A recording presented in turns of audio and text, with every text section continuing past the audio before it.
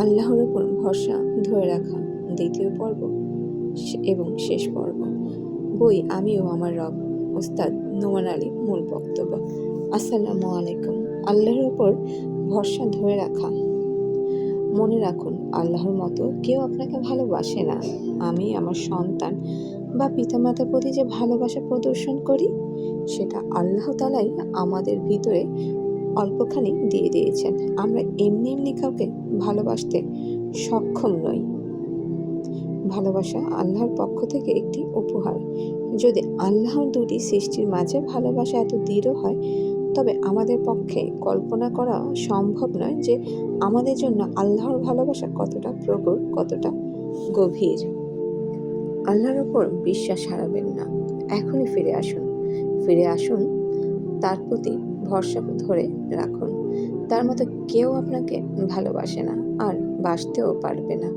কেউ এর বিপরীতে বললে তার কথায় কান দিবেন না। একমাত্র যে মনে করে আল্লাহ তাকে ঘৃণা করে, তার আর কোনো আশা নেই। সে হলো শয়তান। সে এটা বিশ্বাস করে তার ক্ষমা চাওয়ার কোনো কারণ নেই, কারণ তার সকল আশা হারিয়ে গেছে।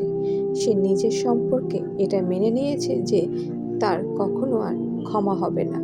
আল্লাহ তাআলা কখনো তাকে ক্ষমা করবে না। এটাই সে মেনে নিয়েছে, আর এটাই সে মনে করে।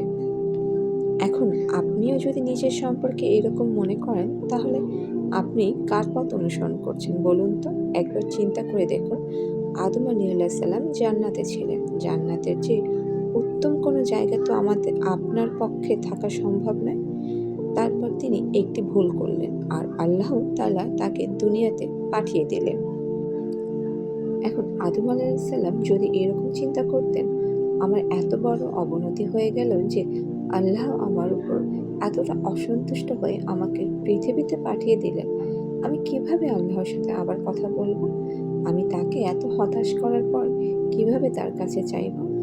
আল্লাহ তাকে শিখিয়ে দিলেন কি করতে হবে, কিভাবে তার অন্তর আবার ঠিক করতে হবে। হে আমাদের প্রতিপালক, আমরা নিজেদের প্রতি অন্যায় করে ফেলেছি।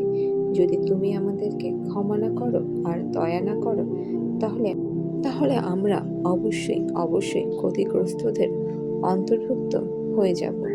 আপনি যদি বেশি ভালো জায়গায় থাকেন, তারপর কোনো খারাপ স্থানে পাঠিয়ে দেওয়া হয়, সেটা জান্নাতের তুলনায় দুনিয়া তো কিছুই না। অথচ আদম ও হাওয়া আলাইহিস সালাম জান্নাত থেকে দুনিয়ায় এলেন।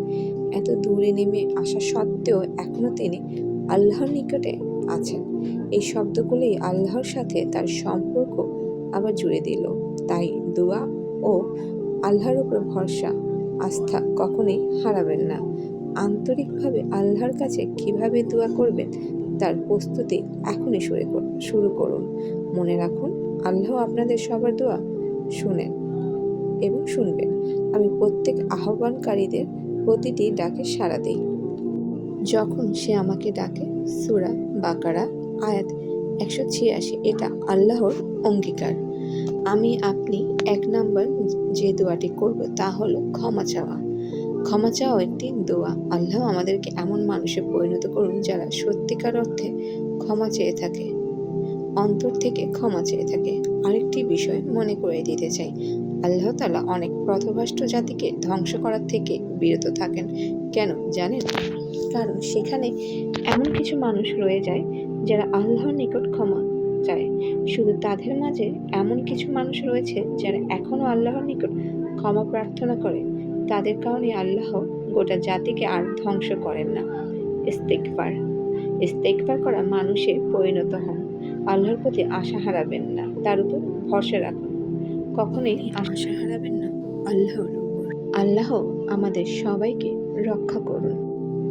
আল্লাহ আমাদের অন্তরের আল্লাহর নিকট ক্ষমা প্রার্থনা করার তীব্র ব্যাকুলতা তৈরি করে দিন।